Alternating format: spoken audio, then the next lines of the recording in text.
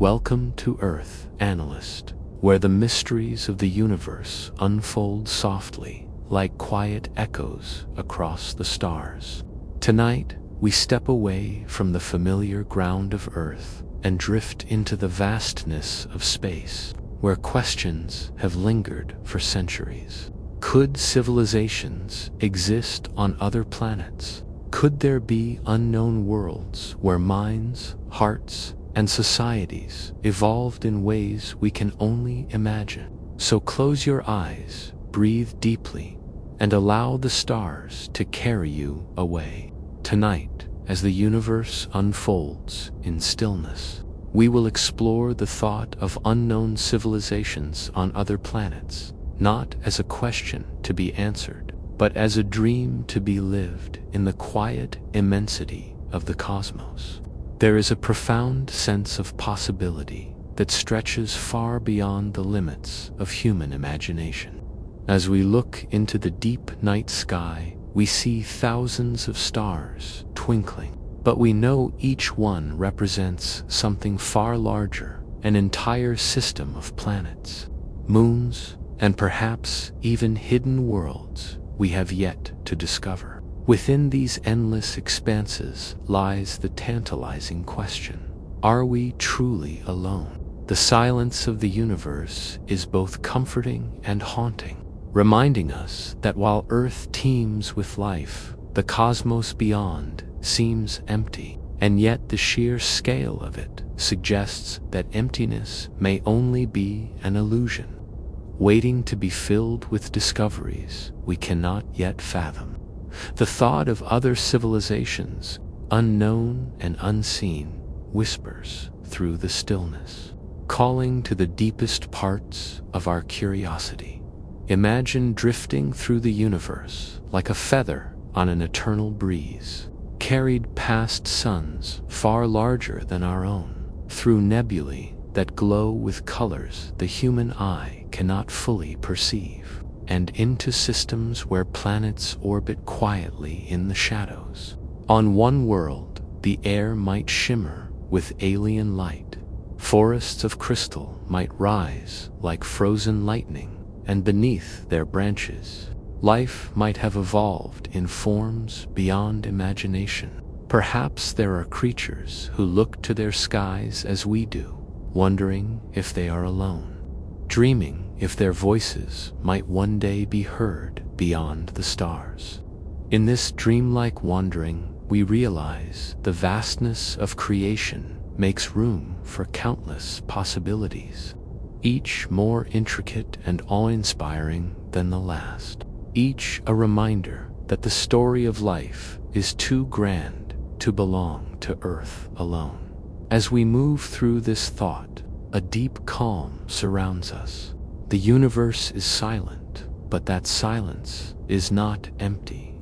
It hums with hidden energy, with the quiet rhythm of worlds spinning in perfect balance. The stars do not rush, they wait. The galaxies do not shout, they whisper. Within this stillness, the question of unknown civilizations becomes less about discovery and more about reflection. If life exists elsewhere, it has taken its own paths, shaped by its own suns, its own storms, and its own quiet nights. To close our eyes and imagine this is to enter a vast dreamscape, where the cosmos itself becomes a lullaby, rocking us gently with visions of infinite possibility. The universe, when seen through the lens of time, becomes even more mysterious. Our Earth is ancient, 4.5 billion years old, yet, compared to the universe, it is young, only a single beat in a song that stretches across billions upon billions of years. In that immense span of time, civilizations could have risen and fallen on distant planets long before humanity took its first steps on Earth. Imagine cities made of luminous stone, glowing beneath alien skies, their towers rising like mountains, filled with voices that once laughed, debated, and dreamed. Those voices may have vanished ages ago, leaving behind ruins scattered across worlds we will never see, their silence echoing in the void like a memory of life that once was.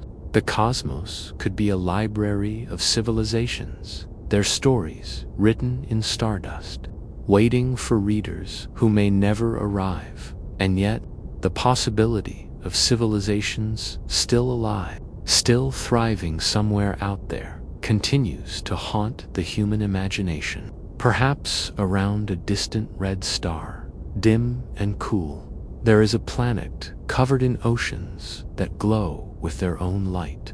In the depths of those seas, creatures might sing to one another in frequencies that travel across entire worlds, a language of sound and vibration that we would find impossible to decode.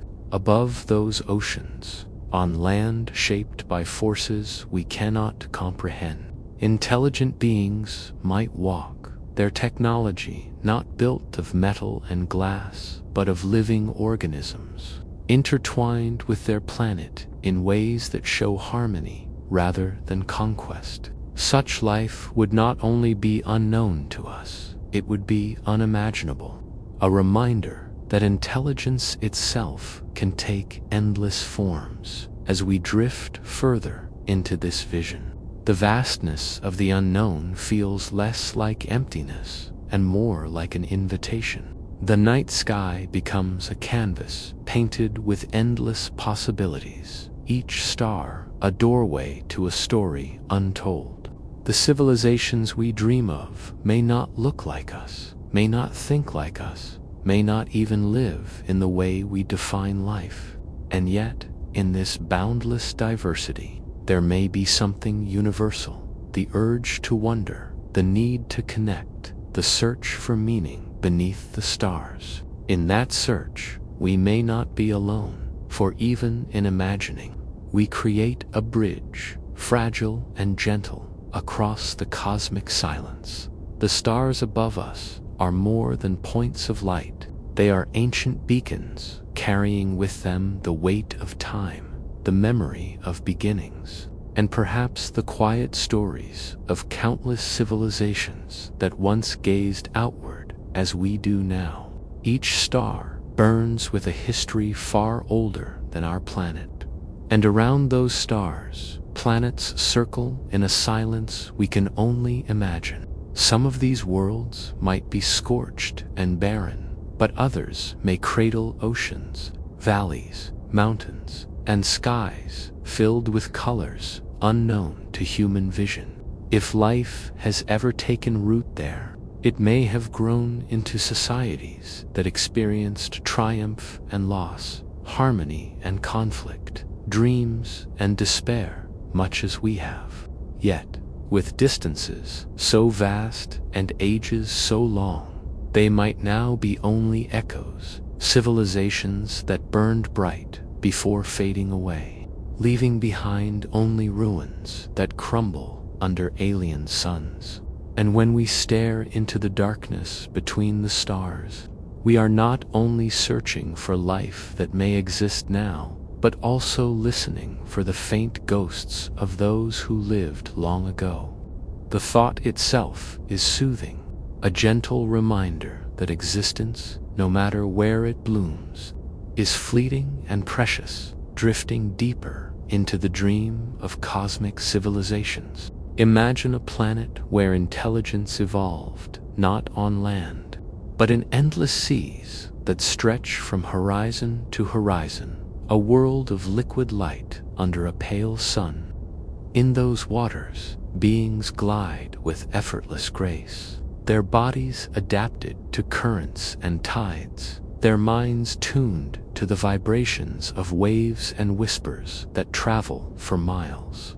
To them, sound is vision, and the ocean is both home and library, every ripple a message, every current a story. Perhaps they gather in vast schools, exchanging knowledge in harmonies so rich and layered that even the greatest human symphony would seem quiet in comparison. Their technology may not be machines of steel, but living coral towers, bioluminescent cities that glow like constellations beneath the surface. They would never look to the sky as we do, for their universe is beneath the waves. And yet, perhaps, at moments of stillness, they wonder if other minds drift through the cosmos, searching as they are. To imagine such a world is to accept that intelligence wears many forms, and that beauty is never confined to Earth alone. Beyond oceans and stars lies the thought of civilizations shaped not by water or stones, but by time itself. Consider a world so ancient that life there has risen not once, but many times. Each era leaving behind remnants of cultures layered like pages in an infinite book. The beings of today might walk among the ruins of countless ancestors, aware that their place in history is but another chapter in a story far greater than themselves. Their skies might be filled with monuments so immense they stretch beyond horizons. Structures built by hands long gone, now worshipped as mountains or mysteries. Their songs might tell of ages when the world itself was young, when the stars above shone differently, when their people first awakened to thought. Such a civilization would not see time as we do, a short and rushing stream, but as an endless ocean of generations, each wave rising, breaking, and retreating into memory. And in their awareness, they may know what we struggle to accept, that even if they are not alone, contact across such gulfs of time is nearly impossible. For the universe preserves not voices, but silences in the soft quiet of thought. We may also imagine civilizations that never sought power or conquest, but instead devoted their existence to harmony with the cosmos around them. Picture a world where beings live beneath skies filled with twin suns, their days bathed in golden light and long shadows. Their homes are not cities of stone, but vast networks of living forests shaped by intention, where each tree grows into structures that shelter, nourish, and inspire. Technology for them is not an intrusion upon nature, but a continuation of it, a seamless weaving of mind and environment into something greater. Their art is the shape of rivers, their language the hum of wind through leaves, their wisdom written not on paper or metal, but within the living memory of the planet itself. For such a people, the question of whether other civilizations exist is not born of curiosity, but of kinship, for they already feel the universe as alive, already here in every star. The universe is filled with mysteries, and among them, the most haunting is the silence we hear when we listen for voices beyond Earth. It is called the Great Silence, or the Great Mystery, the question of why. In a cosmos so vast and ancient, we have not yet seen the clear evidence of others. Perhaps civilizations are rare, born only in fragile circumstances, and extinguished before they can grow. Or perhaps they are common, yet so far beyond us that their signals are invisible, their technologies operating on planes we cannot detect. Imagine a people whose communications are written not in radio waves, but in the bending of space itself. Conversations carried across light years with the touch of gravity. Subtle tremors in the fabric of existence we have not learned to hear. To them, our fumbling signals would be whispers too faint, too primitive, easily missed against the backdrop of cosmic noise. As we close our eyes and drift, we feel that silence not as emptiness, but as a gentle mystery, an open question wrapped in stars. There may be civilizations that exist in extremes where we would never think to look. Imagine life thriving, not under gentle suns, but around black holes, using the immense gravity to fuel technologies unimaginable to us. Their worlds might orbit in narrow bands of survivability, where light bends and time itself slows. To these beings, existence is not a linear path, but a layered experience, where moments stretch long and histories unfold differently from ours. Their homes may be artificial, vast spheres capturing the strange energies of their environments. Their societies adapted to rhythms that defy human sense. They may see the universe in ways we cannot, their perception shaped by warped light and bent time. Such civilizations would remain forever hidden to us, their signals distorted, their presence masked by the very fabric of space. Yet they remind us that life, if it exists, may not be where we expect it, but in places that seem hostile, transformed into sanctuaries by the resilience of intelligence. As the cosmos stretches outward, so does the imagination, and with it comes the thought of civilizations whose existence is woven into the very stars. Consider beings that do not inhabit planets at all, but live within the outer layers of suns, their forms made of plasma and magnetic flow. To us, they would appear as storms, flares, and shifting patterns of light. Yet, within those storms could be societies of thought and purpose, carried by currents too vast for human comprehension. They may look out from their fiery realms, aware of the cold worlds orbiting far away, but never needing to leave, for their home is abundance itself. Their lifespans might be measured in solar cycles, their wisdom in the changing patterns of stellar fire. And as we drift into this vision, we realize that life may not be fragile at all, but as diverse and enduring as the universe itself, blooming in places that seem impossible, carrying with it the same questions, the same search for meaning that we hold in our hearts. There may also be civilizations whose lives are fleeting, existing for moments compared to our centuries. Imagine beings who bloom and vanish as quickly as sparks, their cultures rising and falling in cycles that last only a few of our years. To them, a decade may feel like eternity, and their histories may be filled with countless civilizations stacked one upon another, each leaving behind fragments for the next. Their worlds might be in constant flux, with environments that shift rapidly, demanding adaptation at every turn. Their wisdom may not lie in permanence, but in resilience, in the ability to create meaning in the briefest of times. They may never reach the stars, never send signals into the cosmos, but within their short spans, they may experience beauty, connection, and wonder as deeply as we do.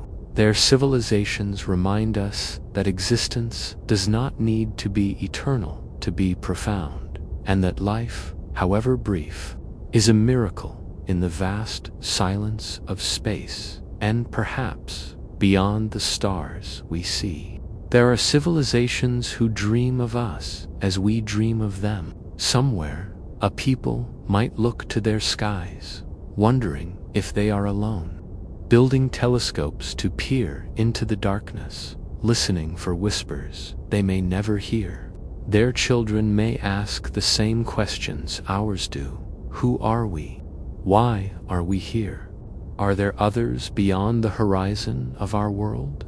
They may tell stories of imagined beings, build myths of travelers across the cosmos, write songs of distant friends they hope one day to meet.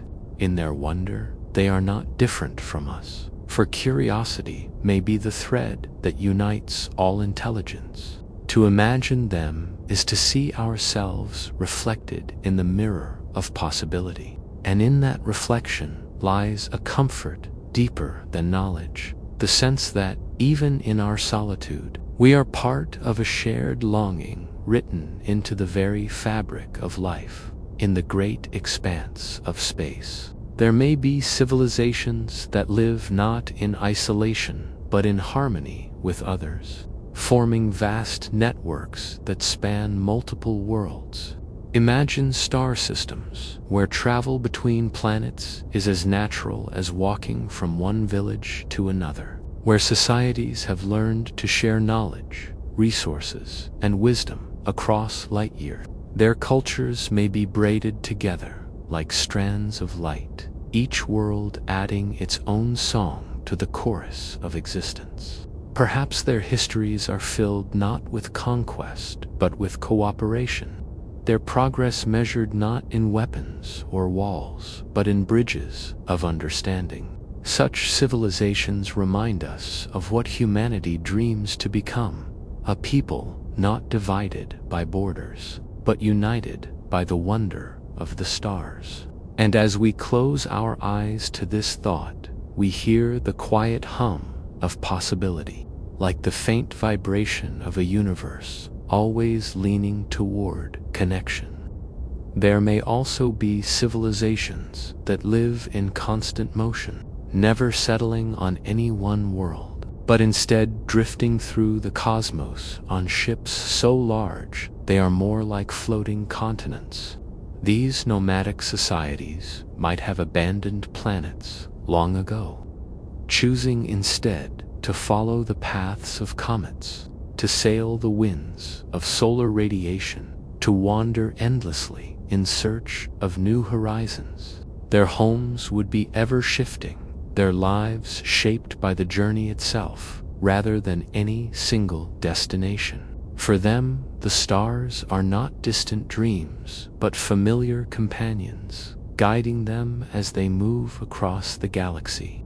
Their myths might speak not of roots, but of wings, not of permanence, but of the beauty of the road. And though they may never know the stillness of mountains or oceans, they may carry with them a deeper sense of belonging. For in every direction lies the universe itself, vast and unending, and in that infinity they are always home, somewhere hidden in the folds of space. There may exist civilizations who have transcended the material altogether, beings who once had bodies but shed them long ago, choosing instead to live as pure consciousness woven into networks beyond our comprehension.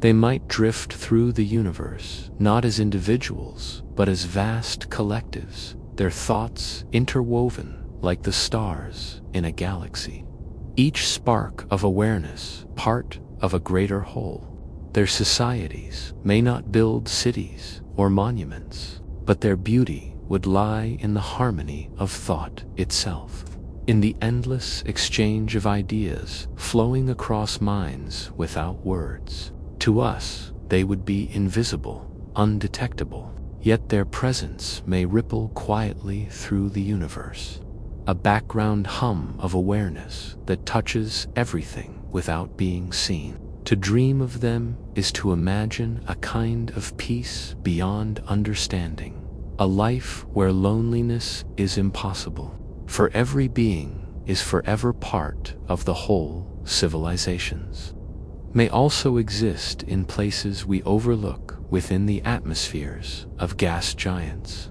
in the icy crusts of moons, in the underground oceans of frozen worlds. Life there would evolve in ways unrecognizable to us, shaped by pressures, temperatures, and chemistries alien to Earth. Imagine beings who float in endless skies of swirling clouds, their bodies adapted to storms of unimaginable force, their communication carried on winds that circled their world in ceaseless motion. or picture creatures that live beneath kilometers of ice. Their societies illuminated by bioluminescent light, their histories written not in books but in patterns of glowing currents flowing through the deep.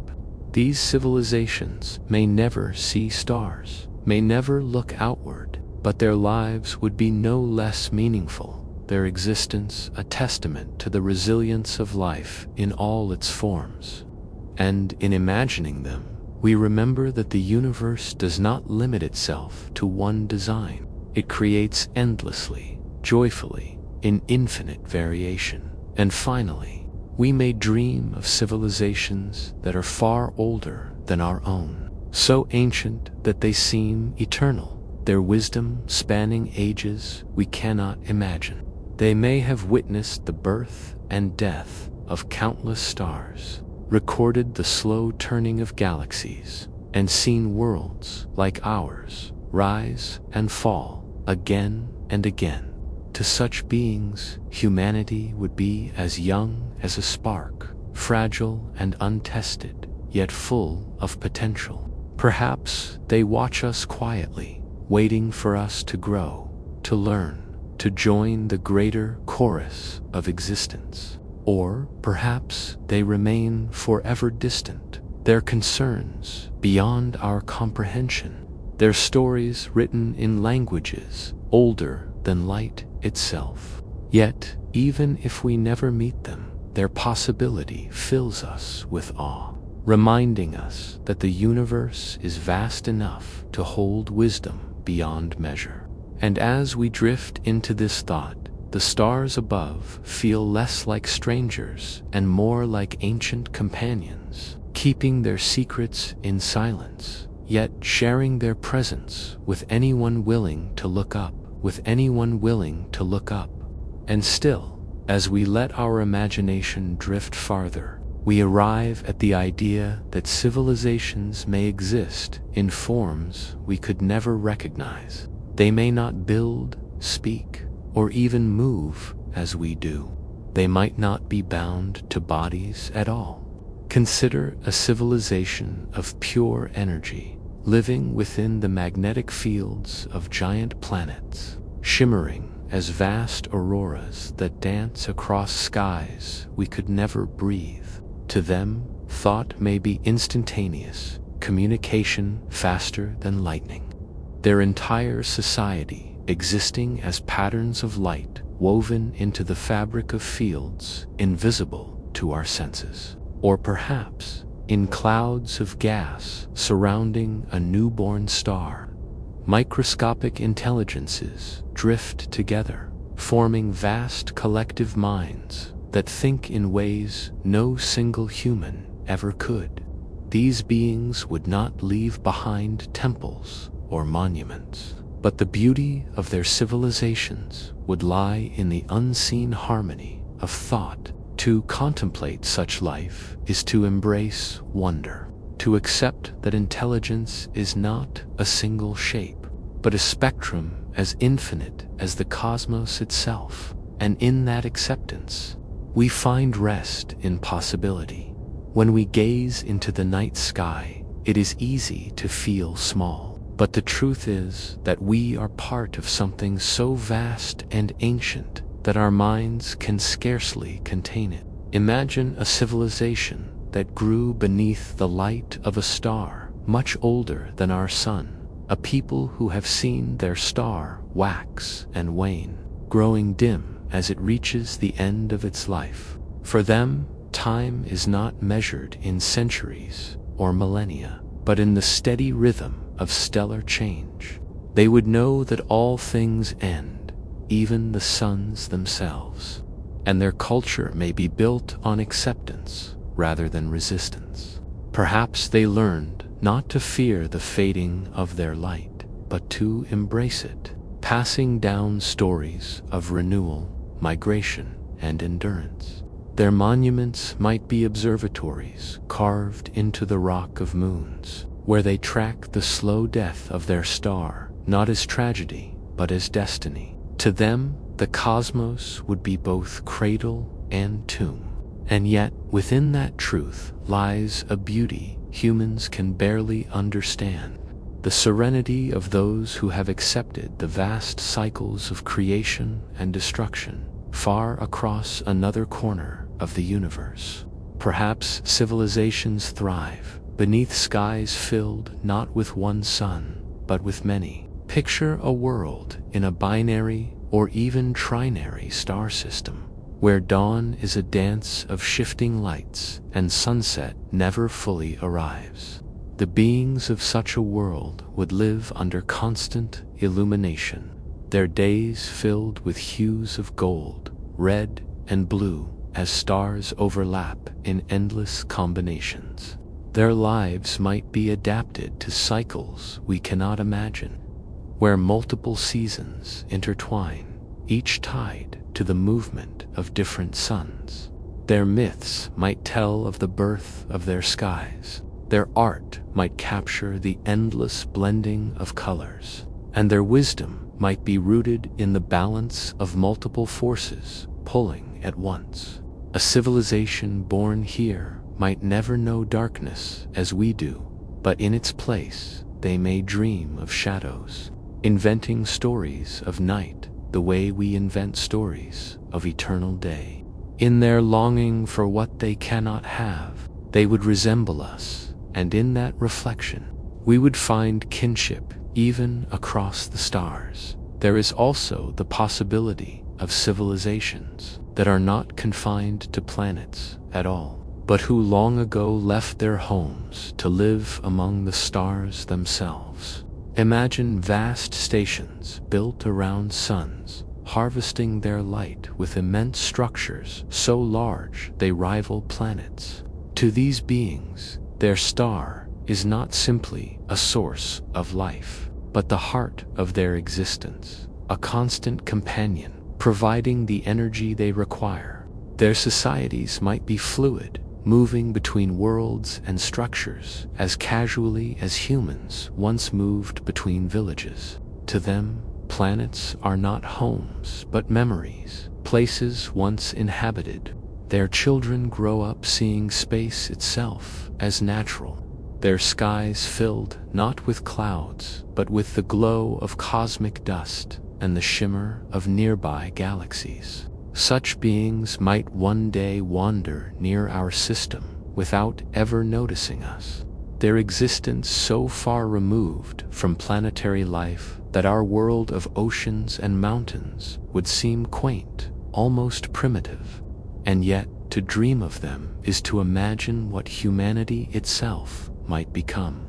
Given time and courage, deep within the quiet of thought lies the wonder of civilizations that may exist not in our present, but in the future of the universe itself. For while we see the cosmos as it is now, we forget that it is always changing, always moving toward new shapes. Imagine civilizations that rise billions of years from now, long after Earth is gone, when the galaxies themselves have shifted into new patterns. Their suns may be cooler, their worlds stranger, but their societies may carry forward the same questions we ask today. They may wonder if others exist, if they are alone, if their voices travel farther than their sight. They may build their monuments in ways beyond our comprehension, carving entire worlds into structures that hum with intelligence, or weaving consciousness into the very matter of the cosmos. Their lives may feel both alien and familiar, for the longing to know and to belong is likely timeless, echoing from the first being who looked at the sky to the last who will see it. And in that thought, we find comfort, because even if we are alone now, perhaps no one is ever alone forever. But in the stillness of possibility, we must also imagine civilizations that chose silence. Perhaps they exist but have hidden themselves, shielding their worlds behind veils of technology, their signals masked, their presence cloaked. They may have learned lessons we cannot yet imagine, lessons about survival, about danger, about the cost of being seen. To them, the universe may not be a place of welcome, but of caution. And so they watch quietly, allowing others to wonder, but never to find. Their civilizations may flourish in secret, their worlds vibrant and alive, while we drift past unaware. To consider them is to remember that intelligence does not always reach out, does not always announce itself. Sometimes wisdom lies in restraint, in listening rather than speaking. And perhaps one day, as humanity grows, we too will face the same choice, to call into the void or to remain silent, uncertain of what may answer back. Until then, we dream, and in dreaming, we find the stars gentle and forgiving, their silence not threatening but serene. The thought of unknown civilizations brings us back to the fragile miracle of our own existence. On Earth, life began in oceans, rose to land, and eventually created minds capable of asking questions like this. If it happened here, in the delicate balance of sunlight, water, and time, then surely it could happen elsewhere. Picture a distant planet where similar processes unfolded in their own unique rhythm. Perhaps its seas gave rise to beings with shimmering forms, their bodies sculpted by tides and storms, their intelligence born from the need to survive and to dream. Over millions of years, they may have learned to shape their environment, to build homes, to write stories, and to wonder about the stars. Their voices may never reach us, but their curiosity would mirror our own, proving that intelligence, wherever it blooms, is drawn to the infinite sky. Yet not every civilization may be drawn outward. Imagine a people who, though capable of reaching the stars, chose instead to remain on their world, turning inward rather than outward, exploring not the universe but the depths of themselves. They may have discovered dimensions of thought and spirit far richer than exploration could offer, weaving entire realms of imagination, art, and philosophy. Their histories may be filled not with voyages, but with meditations, their greatest achievements, not machines, but wisdom. To them, the stars above are not invitations, but companions, silent witnesses to their journey of inner discovery. Such civilizations remind us that progress is not always measured in expansion, but sometimes in stillness, in knowing that fulfillment can come from within. As we drift into this thought, we are reminded that even our own search for life among the stars is not only about others, but about understanding ourselves.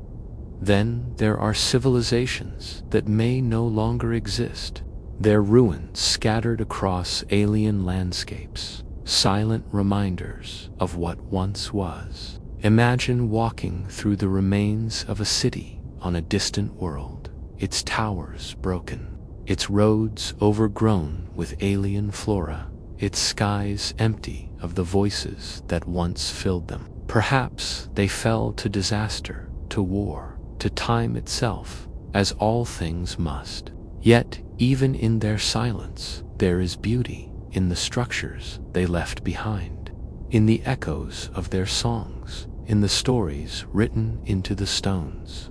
To imagine such ruins is to remember that impermanence is not failure, but a part of existence. Every civilization, no matter how great, eventually becomes memory, and that truth connects us across time and distance. As we close our eyes, we feel the weight of this lesson, that what matters is not how long a civilization endures, but the light it casts while it exists. Some civilizations may thrive in ways we cannot yet understand, shaped by elements unknown to us. Imagine a planet where silicon, not carbon, forms the basis of life, creating beings with bodies of crystal and stone. Their thoughts might move slower than ours, measured in centuries rather than seconds. Their conversations lasting generations, their histories carved into the very mountains they inhabit. To us, they would seem motionless, but within their perception, they would live rich, complex lives filled with art, philosophy, and memory deeper than we can imagine. Their civilizations might be carved into cliffs, resonating with tones that echo across valleys. Their music made of vibrations that carry for miles,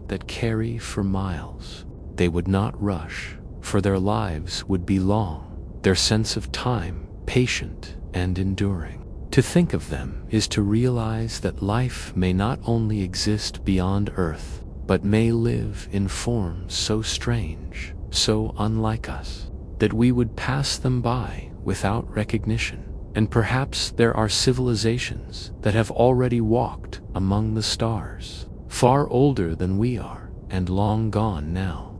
They may have left signs scattered across galaxies, artifacts adrift in the dark, traces of journeys too ancient to recall. Their monuments may be hidden within asteroid belts, their ships lying dormant on frozen moons, their knowledge sealed in ways we cannot yet open. To them, the stars were not mysteries, but familiar paths, their civilizations stretching farther than we dare to dream. Yet, like all things, they too came to an end, leaving behind only whispers in the cosmic wind. To imagine them is to feel the scale of time pressing gently upon us, reminding us that even greatness fades, but in that fading lies beauty, for their existence, however distant, suggests that we are not the first to wonder, not the first to dream, and perhaps not the last to leave something behind for those who follow in some corners of the universe. Civilizations may exist entirely underwater, never breaking the surface of their world. Imagine oceans stretching for thousands of miles, warmed by geothermal vents, lit by bioluminescent creatures drifting through the depths. Within these endless seas, intelligent beings may have evolved with fins, tendrils, or sleek forms designed for fluid motion. Their cities may glow like constellations beneath the waves, built from coral-like materials or crafted from hardened minerals that grow naturally in their oceans.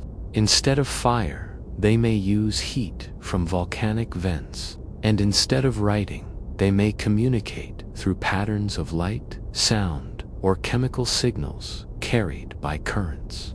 Their history would be one of tides and storms, their philosophy shaped by the eternal rhythm of the sea. To us, their world would feel alien, but to them it would be the only reality, a cradle vast enough to contain their entire civilization. Other civilizations may thrive in skies rather than seas. Picture a planet with dense, thick atmosphere where vast airborne cities drift among the clouds. Intelligent beings with wings or buoyant forms may have learned to live without ever touching the ground, building entire cultures suspended in the sky. Their homes may float on massive platforms or living organisms that act like flying islands, carrying them across continents of vapor and mist. For them, the ground far below may be unknown, a forbidden or mythical place never explored. Their legends may tell of creatures that live beneath the clouds, just as we wonder about life among the stars. They would measure their lives not in days, but in flights, their traditions tied to winds and storms, their greatest temples built where the skies open into light. Such civilizations remind us that life finds ways in places we cannot even dream of. shaping existence from the very air itself. It is also possible that some civilizations never left their primitive beginnings, not because they could not, but because they chose to remain. Imagine a planet filled with lush jungles, endless rivers, and skies blazing with suns or moons. The beings there may have intelligence enough to shape tools, to farm, to tell stories, yet they may reject the march of technology, choosing instead to live in harmony with their world. Their songs may rise in forests, their art painted on stone, their wisdom passed down through voices rather than machines. To them, progress may not mean invention, but connection, a way of life where every being, every tree, every river is seen as family. Their civilizations may seem simple to us, yet their happiness, their peace, may surpass anything our cities can offer. In imagining them, we are reminded that not all paths of intelligence lead to stars, and sometimes the truest civilizations are those that walk gently upon their worlds. Then there are those who may have surpassed even the need for bodies. Picture a people who, through technology or evolution, transferred their consciousness into pure energy or digital realms. They may live as vast networks of thought, flowing through machines, light, or magnetic fields. Their civilizations would not be seen in cities or monuments, but in patterns of energy, in waves that pulse across the fabric of their world. They may communicate faster than we can imagine, their conversations spanning entire planets in an instant. Their history may be preserved, not in books or stone, but in code woven into the very air they inhabit. To us, they would be invisible, intangible, but their presence may still surround us, woven into signals we cannot yet decipher. They challenge us to think about what it means to be alive, reminding us that life is not limited to flesh or form, but may exist wherever thought and awareness find a home. And some civilizations may live with the stars themselves, harnessing the energy of suns, shaping galaxies as part of their survival. Imagine beings who build structures so vast they encircle stars, creating rings or shells to capture their light. Their civilizations would span solar systems, their cities measured in orbits, their lives intertwined with the movement of planets.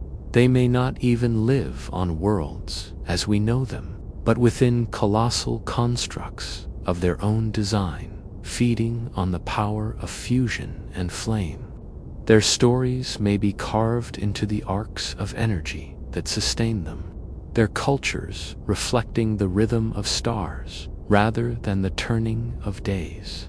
For us, such beings are almost impossible to imagine, yet they may already exist, their light indistinguishable from the countless suns we see in the night sky. To think of them is to feel small, but also connected, for their brilliance echoes through the same universe that cradles us. Some civilizations may live hidden within ice, buried beneath frozen shells that cover their worlds. Imagine a planet orbiting far from its star, its surface locked in ice for millions of years. Beneath the frozen crust, vast oceans may exist, warmed by heat from within. In these secret waters, life may have flourished, adapting to darkness, to pressure, to silence. Intelligent beings may have built their homes around glowing vents, shaping societies that never see the stars above. For them, the ice is not prison, but protection, a ceiling that shields them from cosmic storms. Their stories may never include the sky, for their universe is water and stone. But within that universe, their civilizations may be as complex, as meaningful, as anything we know. As we imagine them, we see how life thrives even in places we once thought barren, teaching us that the universe hides wonders in the coldest corners. There may also be civilizations that exist in deserts, where endless dunes stretch for thousands of miles, and survival itself demands brilliance. Picture beings who can draw water from the air, who build cities of crystal and stone that shimmer beneath twin suns. Their cultures may be centered on resourcefulness, on learning to thrive where nothing seems to grow. Perhaps their music is carried by the wind across empty plains, their art etched into sand that shifts but never disappears. They may worship the stars not out of mystery, but because the sky is their only constant companion. Their wisdom would be born from scarcity, their inventions from necessity, and their civilizations a testament to endurance. To dream of them is to understand resilience, to see that intelligence often arises not in abundance, but in struggle. As we drift deeper, we can feel their quiet strength echoing across time and sand. Some civilizations may be wanderers, never tied to one world at all. Imagine vast fleets drifting through space, generation after generation born among the stars. Their homes may be colossal ships, self-sustaining ecosystems, carrying forests, rivers, and skies within metal walls. For them, planets are places to visit, not to stay, for their destiny lies in motion. Their calendars may follow the orbits of galaxies, their traditions tied to the journeys between stars.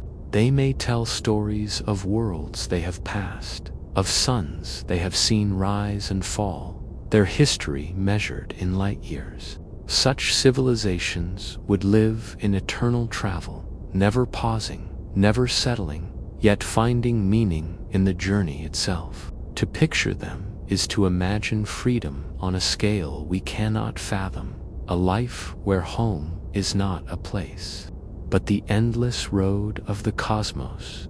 And perhaps there are civilizations that live within gas giants, in layers of atmosphere so thick and dense that entire ecosystems float among storms.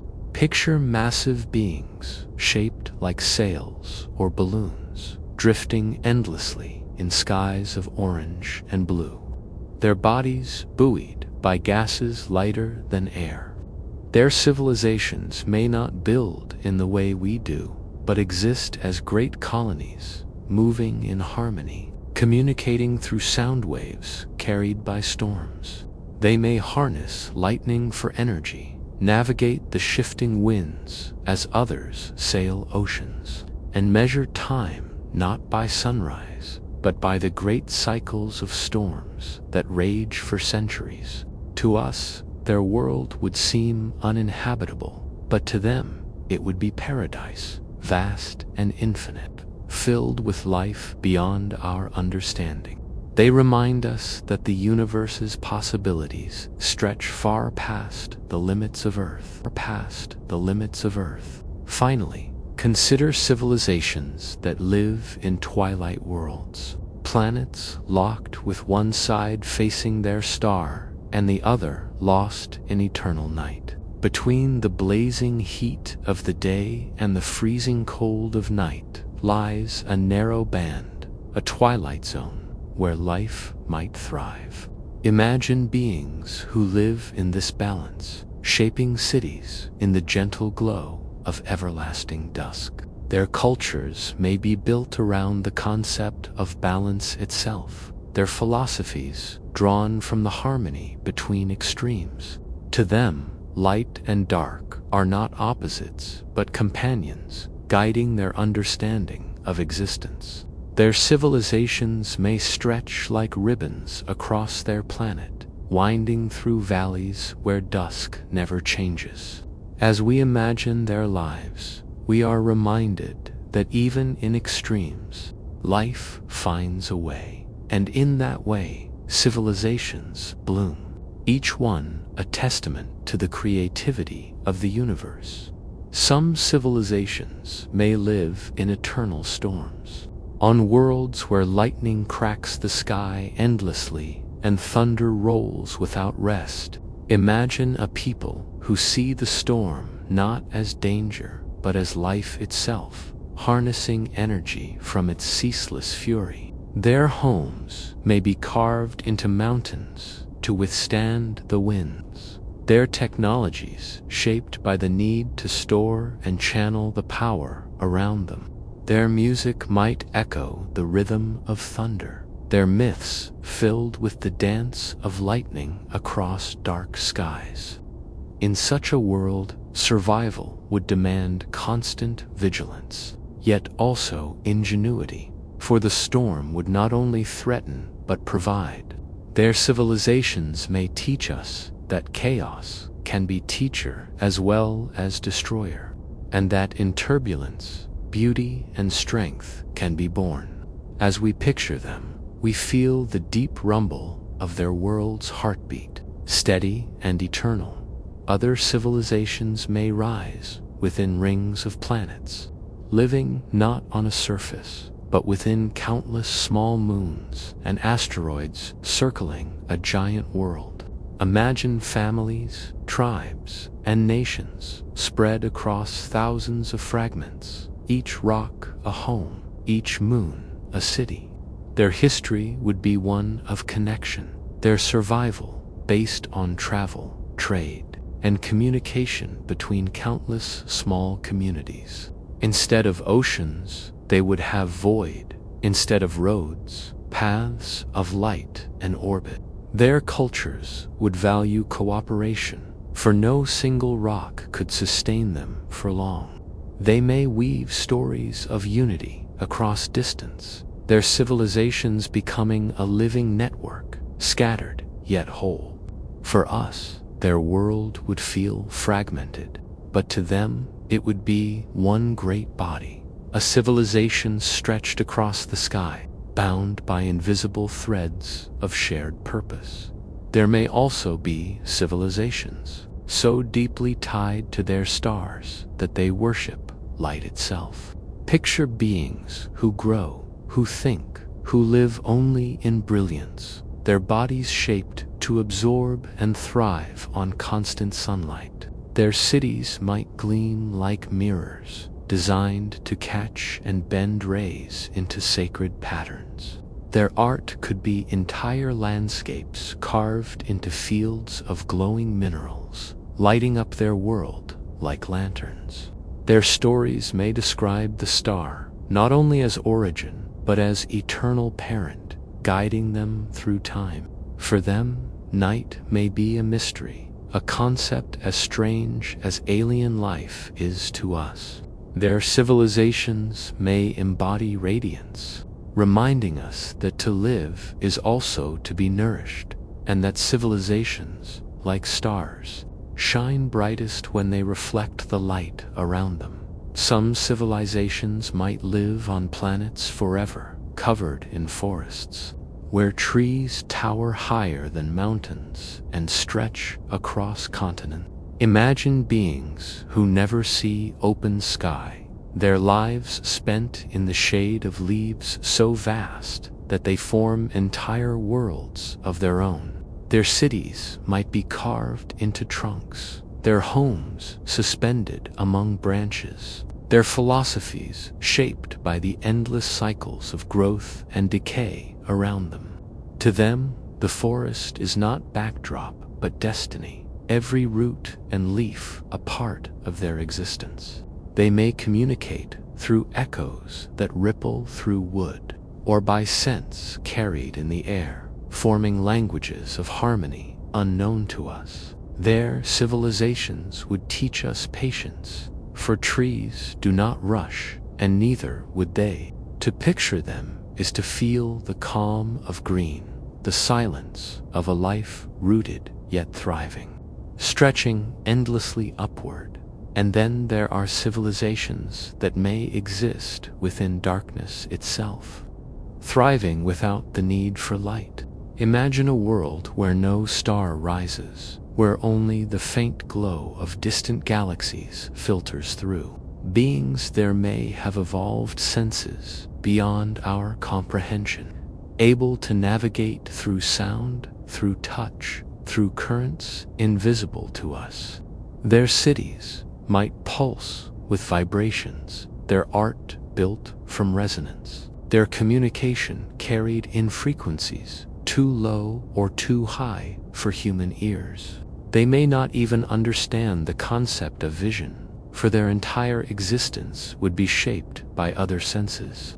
To them, we would be blind, our dependence on light a limitation rather than an advantage. Their civilizations remind us that perception shapes reality, and that life, in its infinite variety, can flourish even where darkness reigns. That possibility makes our surroundings feel different. It means that something as ordinary as the way a road curves could be part of a design first laid out by Pika who vanished before recorded history. It means that a farming technique in one part of the world might have roots in a place far away, carried there by hands we can't name. And once you start seeing the world this way, it's hard to stop noticing the patterns.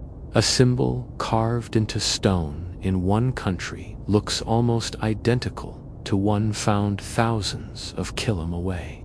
A specific kind of joint in woodworking appears in cultures separated by oceans. A story told to children in one language has nearly the same shape as one told in another, with only the names and details changed. All of these things could have happened independently.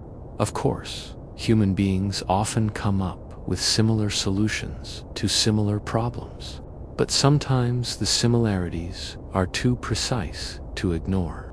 When they line up too well, and they appear in places with no known connection, it opens the door to the idea that someone made that connection long before we realized it existed. And maybe they left more behind than we've noticed so far. Maybe the next big discovery won't be a giant ruin or a golden treasure, but a small, ordinary object that forces us to rethink an entire timeline. When you start to look for patterns, you realize that some of the oldest parts of our world don't speak loudly. They don't shout their existence in the way a towering skyscraper or a giant billboard does. They murmur. They let time soften their edges. They settle into the landscape until you're not quite sure whether you're looking at something made by human hands or by the slow work of wind and water. And that's often how they survive. Think about how a story can survive in a family. Maybe your grandparents told you something they heard from theirs, and over time the details got fuzzy. A name might have been forgotten. The place might have been changed to somewhere more familiar. A person might have been turned into a legend. By the time you hear it, it feels half real and half imagined. But somewhere buried under those changes, there's a kernel of truth. The same thing happens to the memory of entire civilizations. Without writing, the main way to pass down history was to speak it, to turn it into something memorable enough to be told over and over again. And the easiest way to make something memorable is to give it drama. Make the heroes larger than life. Make the events more spectacular. Add a little danger or romance. Make it worth repeating. The trouble is that while the story becomes more entertaining, the details that were once historical facts start to bend. Over thousands of years, a perfectly ordinary leader can become a mythical king who ruled for centuries. A skilled navigator becomes someone who could command the wind. A city built by careful engineering becomes a place raised overnight by magic. What was once a straightforward history becomes part of the shared mythology of the culture. And after enough time, people stop asking if any of it really happened. This is where the whisper hides.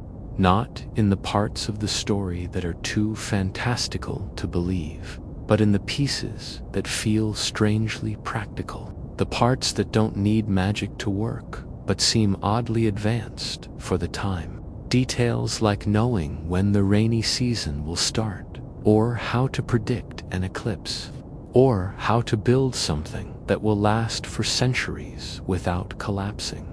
Those details might be all that's left of the real knowledge passed down from people who were gone long before the storytellers even knew their names. Some researchers have spent their entire careers sifting through myths to find these practical threads.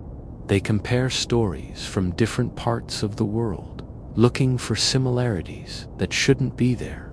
When two cultures separated by oceans tell a similar tale about a great flood, it might be dismissed as coincidence. After all, floods happen everywhere. But when the details line up too closely, it becomes harder to ignore. The same is true for stories about strange visitors, about sudden advances in technology, about cities that vanish under the sea.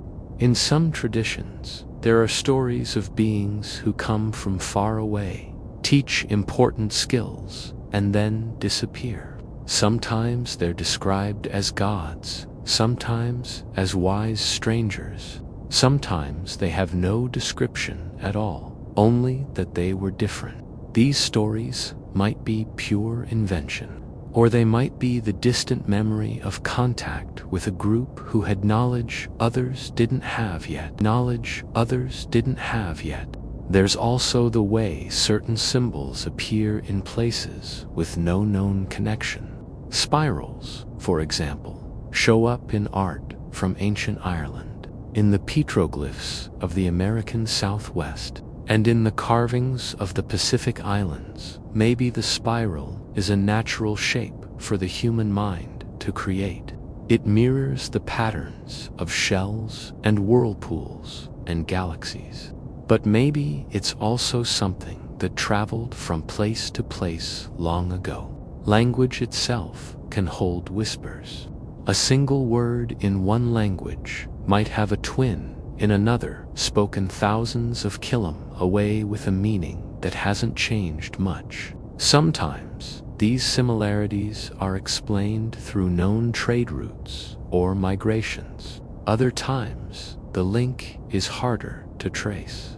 If a now lost civilization traveled widely, teaching and trading, they could have left fragments of their language in the places they visited. Those fragments could be hiding in plain sight today, disguised as local words that no one realizes have a much older origin. We also find whispers in the layout of ancient sites. Some align perfectly with the movements of the sun, moon, or stars. In some cases, the precision is so high that even modern engineers are impressed. How could people with simple tools have achieved that level of accuracy? Sometimes we find out they had clever, low-tech methods that worked remarkably well. Other times, we're still not sure. And in those cases, it's tempting to wonder whether they learned those techniques from someone else, someone who had already mastered them. The trouble is that for every tantalizing clue, there are dozens of more ordinary explanations. An unusual artifact might be the result of a known culture experimenting with new materials.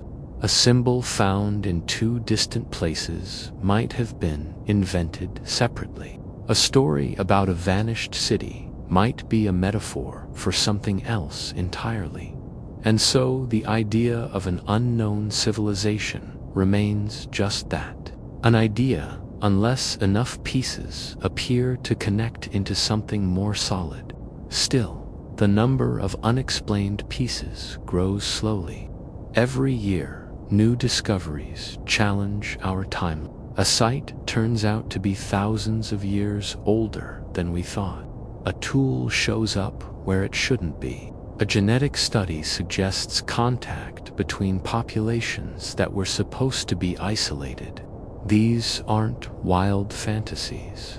They're documented shifts in our understanding, brought about by evidence that forces historians and archaeologists to adjust the story. You might think this would mean we're getting closer to a complete picture, but the more we learn, the more we realize how much we don't know. For every question we answer, several more appear. How did they do this?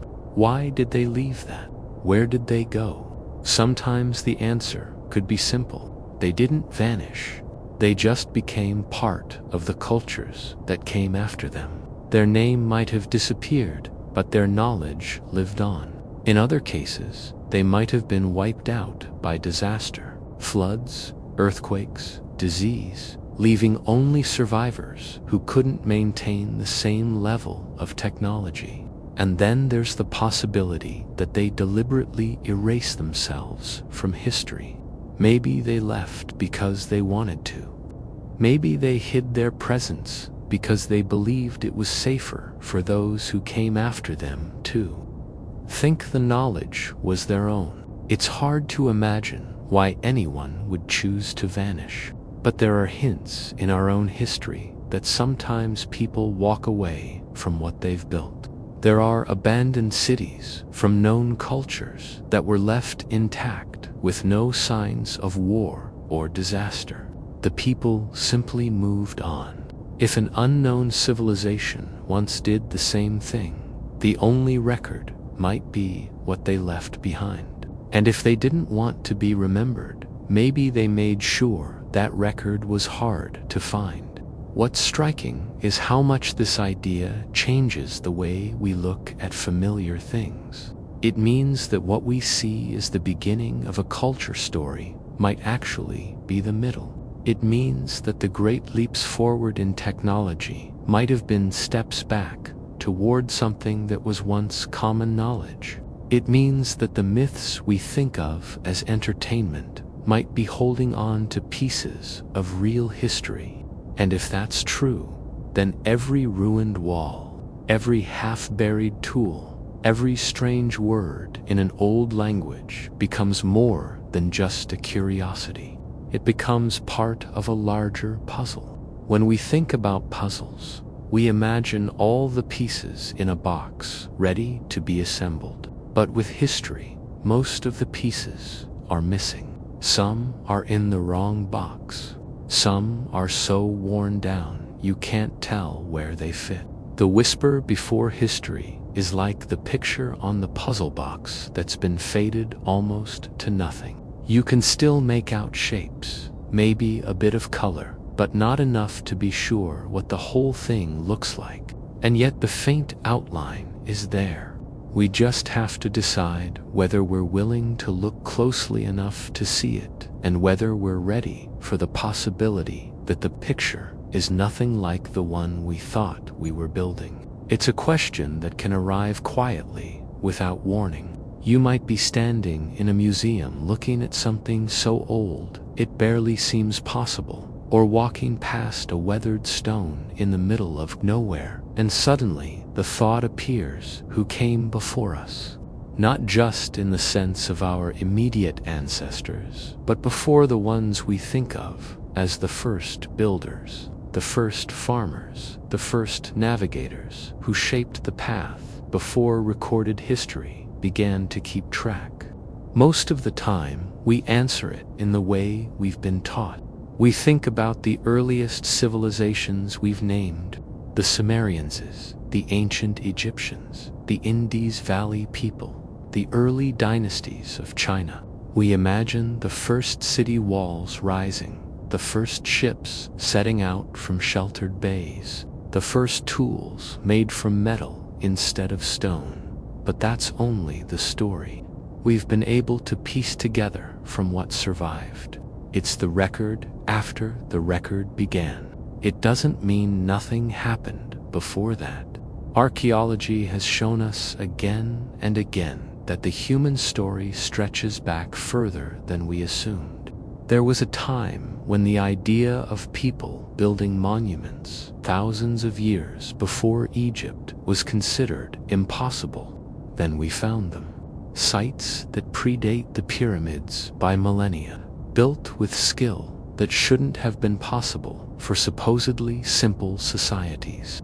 Each time we push the timeline back, the gap between what we thought we knew and what we actually find gets wider. But there's another layer to the question. It's not just about when people first started doing certain things. It's about whether there were entire civilizations, complex, organized, advanced in ways we don't expect, that came and went before the cultures we already know about. Civilizations whose names we never learned because they were lost before anyone thought to write them down. If that sounds far-fetched, think about how quickly even our modern world could fade if it weren't constantly maintained. Stop taking care of a road, and nature will start breaking it apart within years. Leave buildings empty, and they begin to decay in decades. Give it a few 100 years without repairs, and even the tallest structures could collapse into rubble. In 1,000 years, without people to preserve or rebuild, much of what we've made could vanish entirely. Now, imagine the same thing happening to a civilization that existed thousands or tens of thousands of years ago. If they built in wood or clay in a climate that encouraged decay, the evidence would be gone. If they built in stone, some of it might survive, but without context, it could be misidentified as something much younger or simply dismissed as a natural formation. We sometimes underestimate how fragile the record of human existence really is. Fire, flood, earthquakes, volcanic eruptions, and rising seas have erased entire chapters of our story. Places that were once thriving communities are now on the ocean floor. Fertile valleys have turned into deserts, burying settlements under meters of sand. In those places, the work of whoever came before us might be sitting just beyond our reach, waiting for the right conditions to be seen again. Even without natural disasters, there's another force that can erase the past: us. Later, civilizations often build directly on top of older ones, reusing the materials, changing the layout, and covering whatever came before. When you walk through an ancient city today, you might be standing on the foundations of something far older than the visible ruins. If we accept that possibility, the question becomes even more interesting. What if some of the innovations we credit to known civilizations were actually passed down from an earlier, forgotten one? Maybe they didn't invent the idea from scratch. Maybe they inherited it, refined it, and made it their own without knowing its origin. That kind of inheritance doesn't have to be deliberate. If people trade or migrate, they bring their skills with them. They might teach others, or others might watch and learn, and the technique spreads. After a few generations, the source is forgotten. The skill is simply part of life, and everyone assumes it's always been there. There's also the question of a knowledge that seems to arrive too early. Every so often, we find evidence that people were doing something far ahead of what we thought possible for their time, building with precision beyond the tools we think they had, navigating in ways we didn't believe they could, understanding astronomy or engineering at a level that seems to belong to a much later period. Sometimes we figure out how they did it and realize they were simply more resourceful than we gave them credit for. But other times, the explanation doesn't quite fit. When that happens, the easiest response is to say it was a coincidence or to assume the dating must be wrong. But the harder, more intriguing possibility is that they weren't the first to know how. It was a knowledge handed down from someone else who had already mastered it. Oral traditions sometimes hint at this. There are stories in many cultures about learning from outsiders, strangers who arrive from distant lands or across the sea, taught something important and then left. In some cases, those strangers are described as gods. In others, they're just unusual people. The details vary, but the pattern is there. Someone comes, shares knowledge, and disappears. It's not proof, but it's worth noticing when similar stories appear in places with no known contact. It suggests the possibility that they're remembering the same kind of event, even if the names and descriptions have changed over time.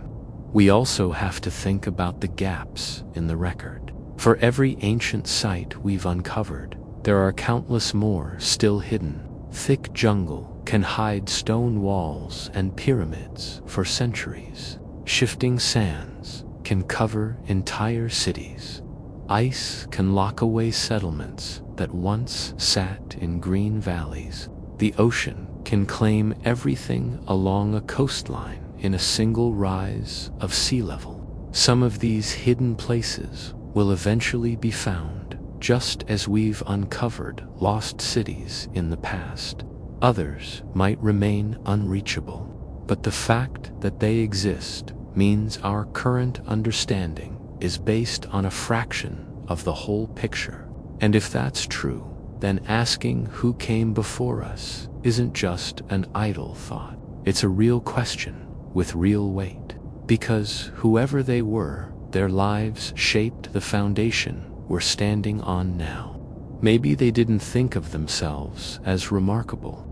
Maybe they were just living their lives, solving problems, building things, raising families. But the choices they made, where to settle, what to grow, how to work with the land, could have echoed for thousands of years. If an earlier civilization domesticated a plant that became a staple crop, we might still be eating their legacy every day. If they developed a method for shaping stone, later builders might have copied it without knowing where it came from. If they mapped the stars, their knowledge could have been folded into the astronomy of later cultures. In that sense, asking who came before us isn't just about finding ruins or artifacts. It's about understanding the quiet ways influence travels through time. It's about realizing that our story might be longer and more complicated, and that somewhere in that unseen past, there could have been people whose fingerprints are still on the world, even if their names are gone. Before we go further, I'd like to ask you something small, something easy, and something that helps keep this sort of journey possible.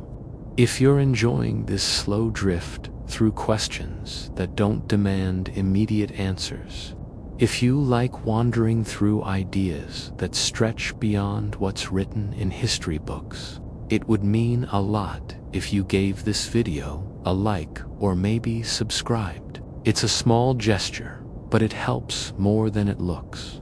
It helps this quiet space find others who might want to think about the past without rushing to conclusions.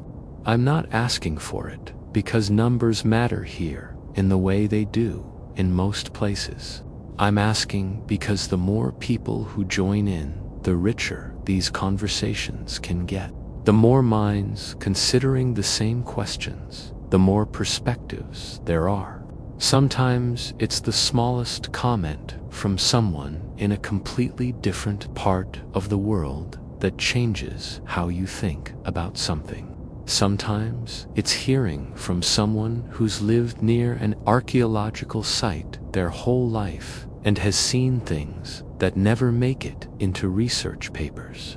And other times, it's simply the reassurance that you're not the only one who enjoys asking questions without the expectation of tying them neatly with an answer at the end. There's also something reassuring in knowing that there are others moving through the same moment with you, even if you're scattered across time zones. Right now, someone could be listening from a city apartment with traffic humming below. Someone else might be in a rural town where the night air is still enough to hear crickets outside the window. Someone could be halfway across the world listening with their morning coffee while you're winding down for the evening. We've talked about the idea of people who came before us, people whose lives shaped ours in ways we may not realize. Well, that same ripple effect happens in the present. To dot what you choose to share, who you talk to about it, what questions you pass along. All of that can change how others see the same subject. You might think that pressing a button to like or subscribe is just an interaction with a screen, but it's really the smallest first step in a chain of events you can't fully see. It's the modern equivalent of adding one more voice to a campfire conversation that's been going on for hours, where someone new sits down and hears a story for the first time. And speaking of that campfire image, I think about how in earlier times that was one of the main ways knowledge traveled. There were no recordings, no written archives in most places, just people passing information directly. If you wanted to be part of it, you had to show up and listen. And by showing up, you became part of the memory. In a way, that's still what happens when you decide to stay with a conversation like this one. You're here, you're listening, and in doing that, you're part of the process of keeping an idea alive. You might be listening because you've always been fascinated by history, or because you like the idea that there's more to our past than what's commonly taught. Maybe you just enjoy the pace, the calm, the chance to slow down your thoughts while hearing about something larger than the day-to-day routine. All of those reasons fit here. What's interesting is that when people come together around a topic like this, it often leads to more than just thinking about the past. It shapes how we see the present, too. If we consider that unknown civilizations might have influenced our world in subtle ways, we start to notice other kinds of influence happening right now. We see how ideas spread, how innovations are shared and adapted, how a practice that starts in one small corner of the world can end up being used everywhere, without anyone remembering where it began. Even in this moment, you might have habits, preferences, or bits of knowledge that came to you from sources you've never traced. Maybe you cook a recipe the way your parents did without realizing it came from their parents, and from someone before them, and so on. Maybe you listen to a style of music that traveled through cultures and decades before it reached your playlist. It's the same with technology. The device you're using now is the result of countless people's work. Most of them you'll never know by name.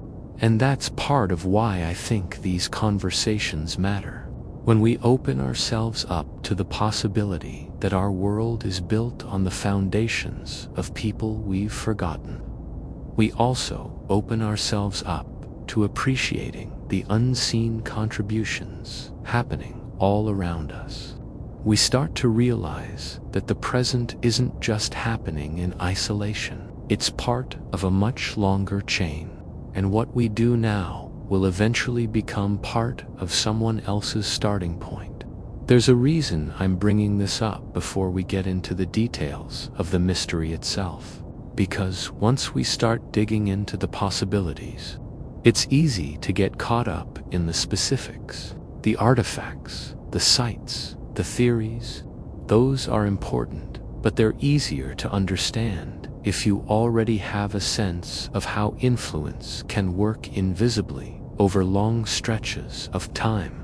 When you've seen it in your own life, you can better imagine how it might have happened thousands of years ago. An influence doesn't need to be big to be lasting. A single tool design that works better than anything else can outlive the people who invented it by thousands of years. A way of building that makes structures stronger can be copied by others who have no idea where it came from. A story that inspires people to act differently can survive long after the reason it was told is gone. I think about that a lot when looking at old ruins. Not just the question of who built them, but whether the people who built them had any idea their work would last. Did they intend for it to survive this long, or were they just solving a problem for the moment? Maybe it doesn't matter to the structure, survival, whether the intention was there. Maybe the same is true for the ideas we share now. So yes, I'm asking you for something small, but I'm also pointing out that the smallest actions can be part of a much larger story. If you've ever heard the phrase, planting a seed, you know the idea. You do something now that might grow into something much bigger later.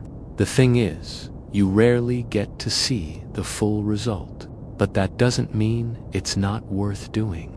That's the way I think about these conversations. Each one is a kind of seed.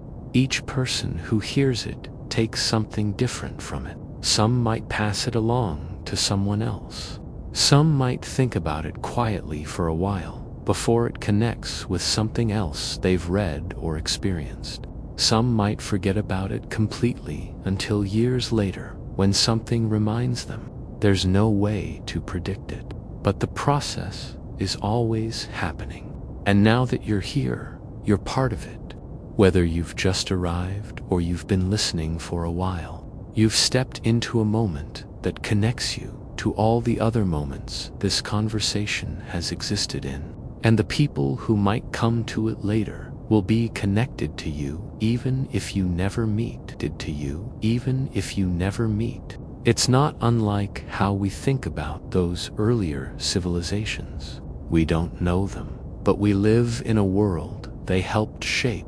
We don't know their names, but we still encounter the results of their decisions. In the same way, you might not know everyone who's ever listened to this, but you share a space with them in the same way we share the planet with those who came long before us. So, if you'd like to add your voice to that shared space in the smallest way, you know how to do it.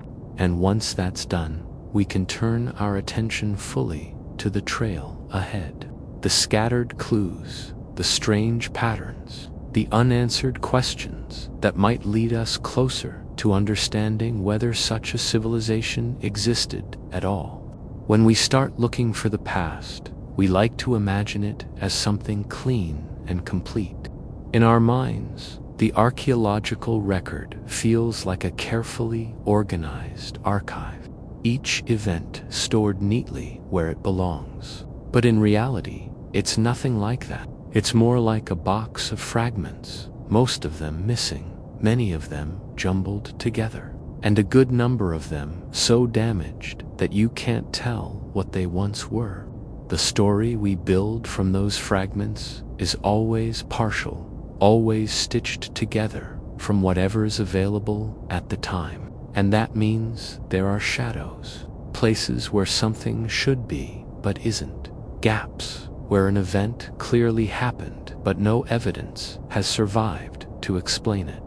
Contradictions where one discovery says one thing but another says something completely different. The archaeological record isn't just the physical remains. It's also the absence of them. And when you start paying attention to those absences, you notice patterns. Sometimes the pattern is geographic. Entire regions have been barely explored, either because they are hard to reach or because politics, conflict, or resources make it impossible. Vast stretches of ocean floor have never been mapped in detail. Even with modern technology, there are rainforests that hide structures under dense canopies, deserts that have swallowed whole cities, and mountain valleys that may hold settlements no one has ever documented.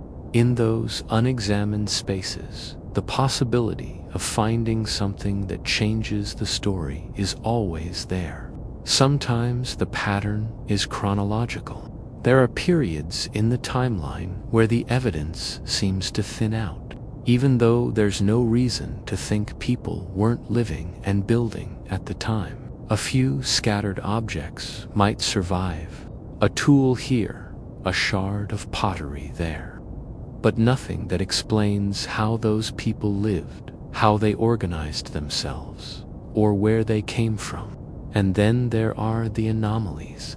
An object turns up in a layer of earth that's older than it should be. A building style appears far earlier than expected. A piece of technology shows up in a place where, according to what we think we know, it couldn't have existed yet. These finds are often called out-of-place artifacts, or simple misunderstanding. Some stubbornly resist fitting neatly into the established picture.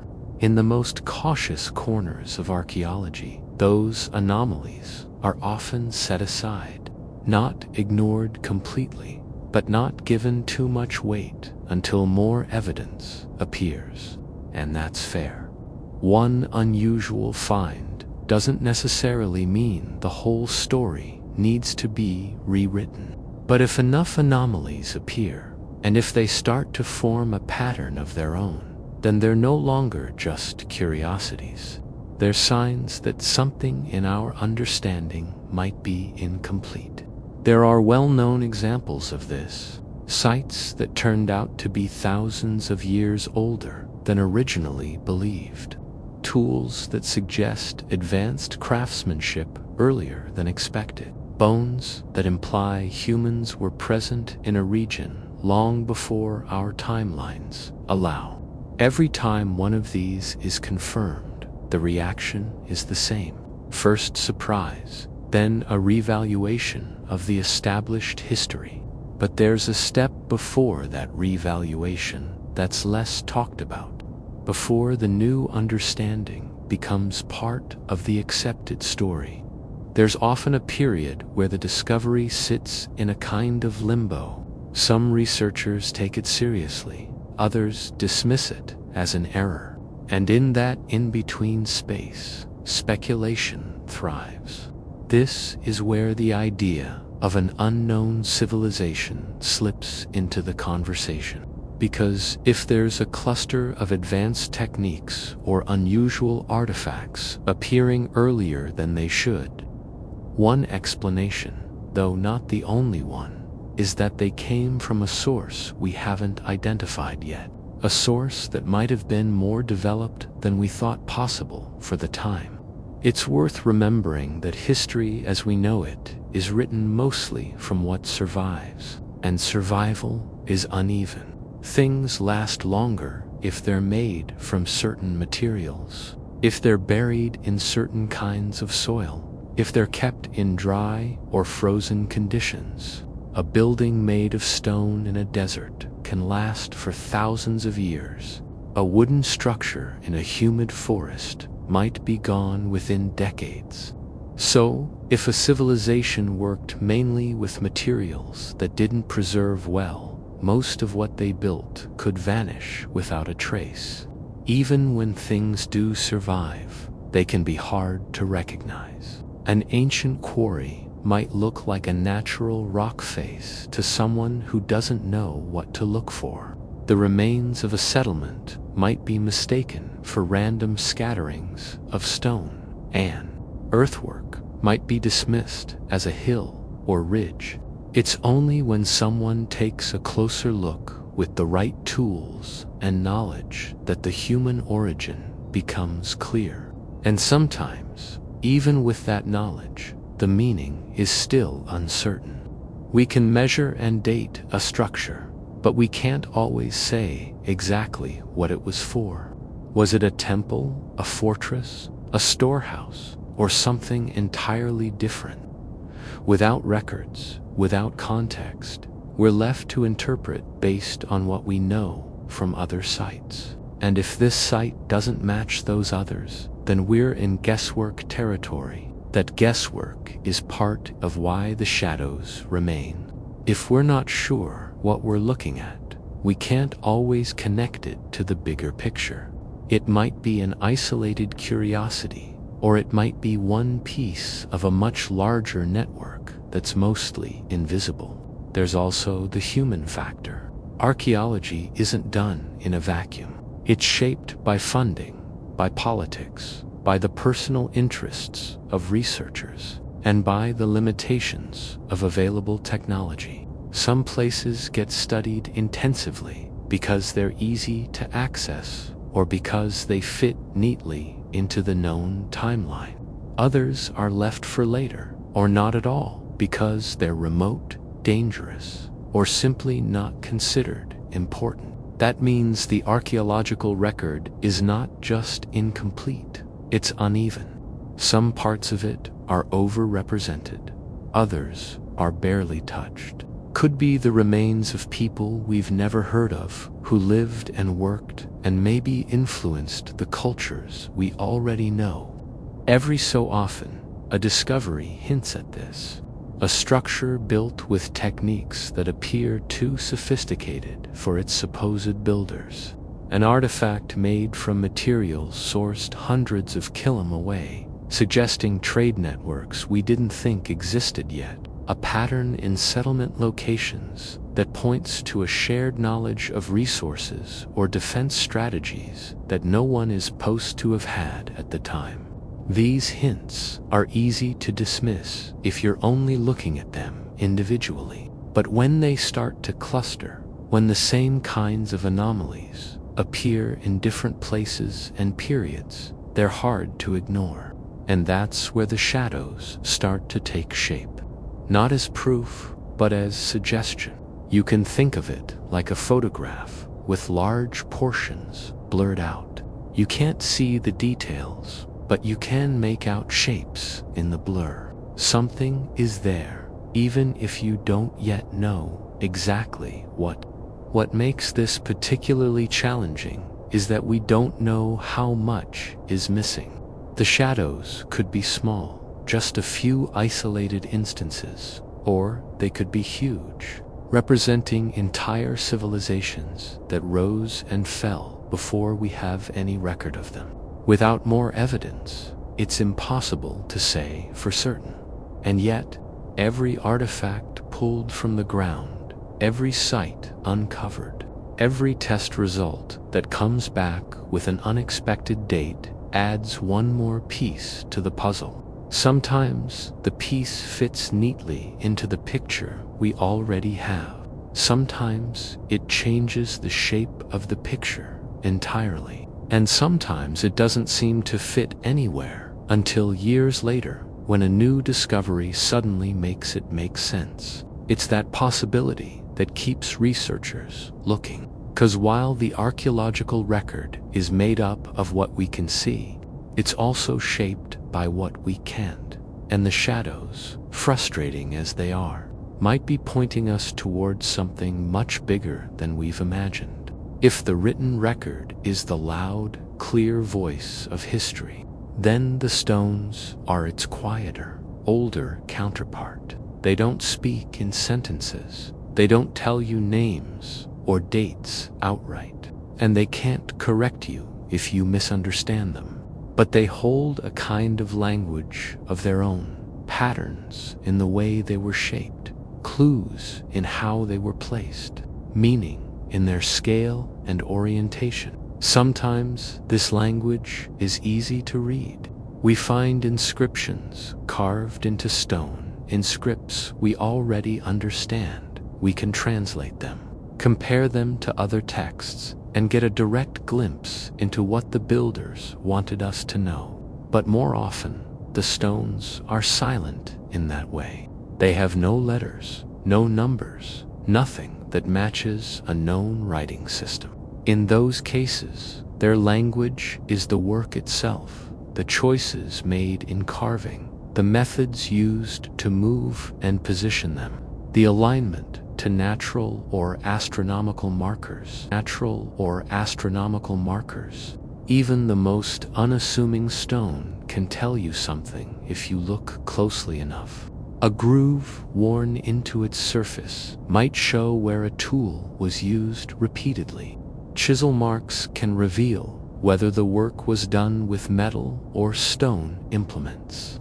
The type of stone itself can tell you where it came from, sometimes from quarries hundreds of kilometers away. When you start piecing together these kinds of details, you begin to see the outlines of the knowledge the builders had.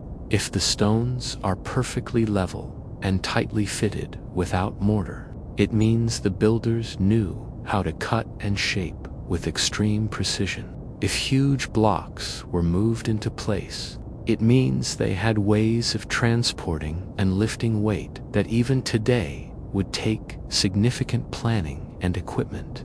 And here's where it gets interesting in the context of an unknown civilization.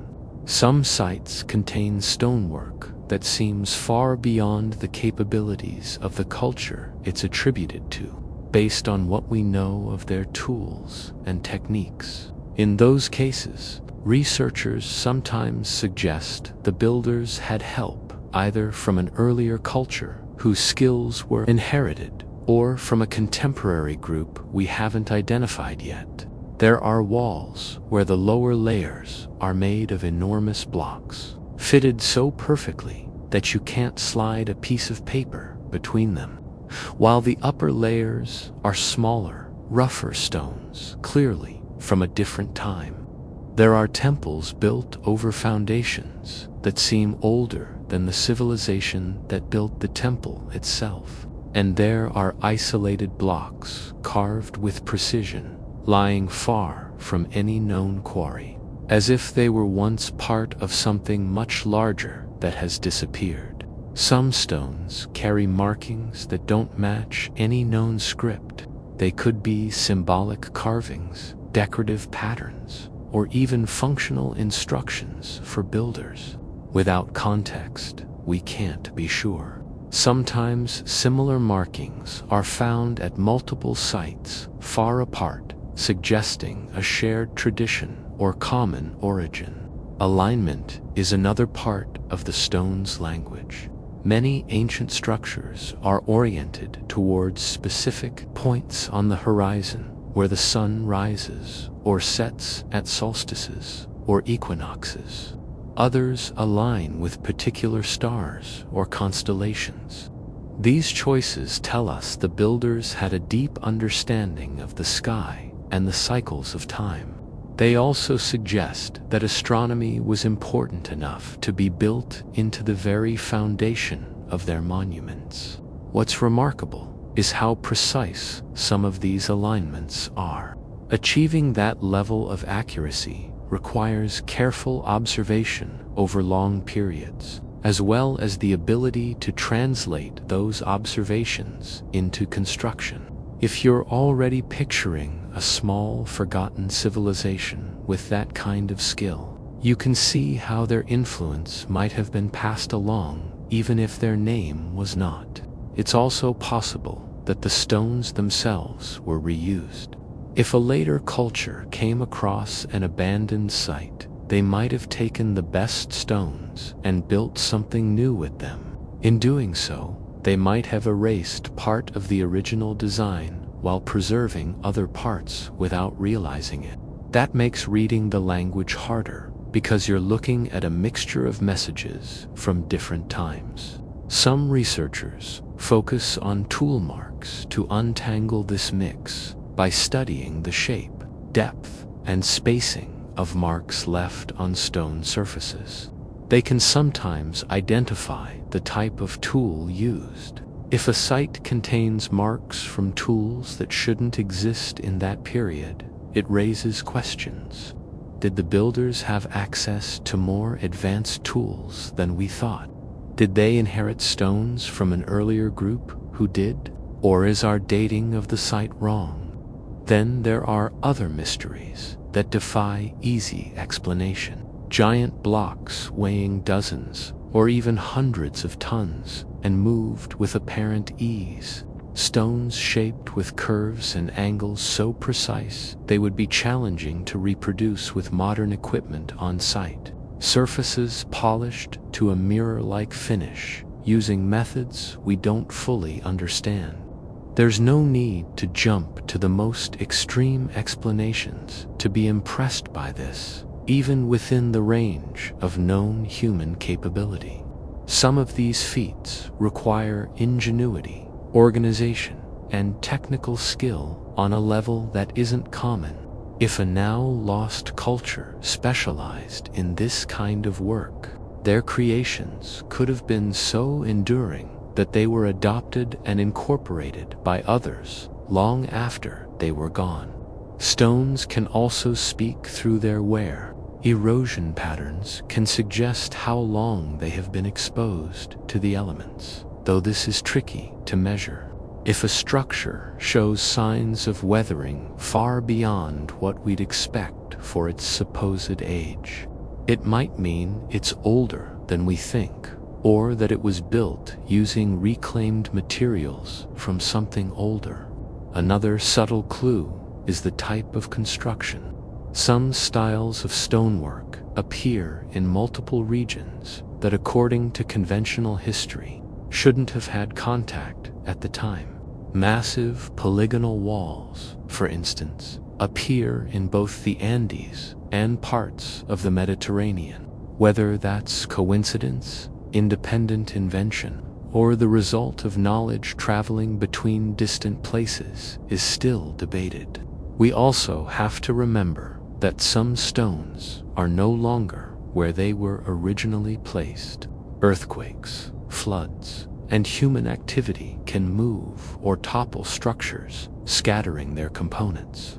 When those stones are later found, they might be interpreted as being in their original position when they're not. That can make reading their language even more complicated, because it's like trying to understand a sentence with all the words rearranged.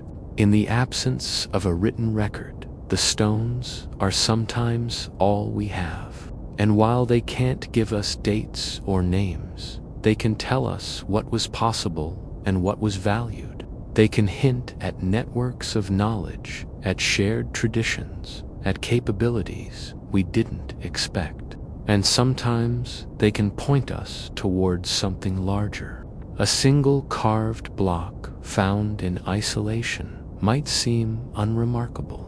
But if the same type of stone and carving appears hundreds of kilometers away, it suggests a link. That link might be trade, migration, or shared cultural heritage.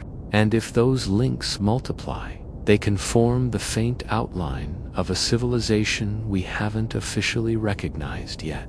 The challenge is that stones can outlast almost everything else. They survive while wood rots, while cloth decays, while paper burns. That endurance is what makes them so valuable to archaeology. But it also means they're often divorced from the full context of their creation. They're like single words from a conversation that's mostly lost. Reading them takes patience and a willingness to accept that some parts of the story may never be clear. But every now and then, a detail emerges, a familiar tool mark, a shared alignment, a distinctive pattern that lets you connect one site to another. And in those moments, it's possible to feel like you've heard a few more words of that ancient language. When we think about maps, we usually picture something fairly modern. Paper charts, digital screens, neat lines marking coastlines, rivers, and borders. Maps feel like products of recorded history, made once humans had the ability to measure distances and document them precisely. But every so often, we find maps or fragments of them that seem to belong to a time before mapping should have been possible in the way we recognize it today. They don't look like the street maps in a phone app, but they show that suggest careful observation, repeated travel, and the ability to pass that information along in a way others could use. Some of these early maps are carved into stone, scratched into clay tablets, or painted onto walls.